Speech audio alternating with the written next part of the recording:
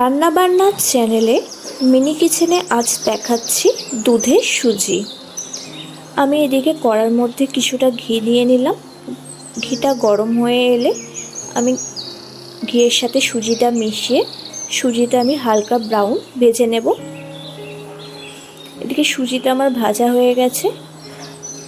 আমি এক জায়গায় সুজিটা ঢেলে রেখে দিচ্ছি।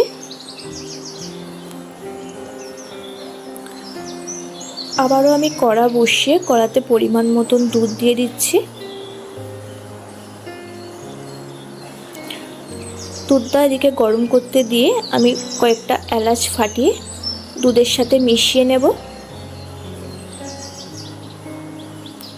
দুধটা ভালোভাবে গরম হয়ে এলে কিছু আমন্ড আর কাজু কুচিয়ে রাখা দুধের সাথে মিশিয়ে নিচ্ছি।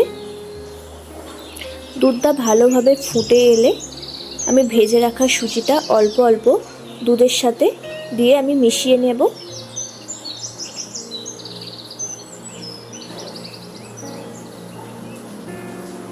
দুধের সাথে আমি সুজিটা মিশিয়ে বেশ কিছুক্ষণ ফুটিয়ে নিচ্ছি।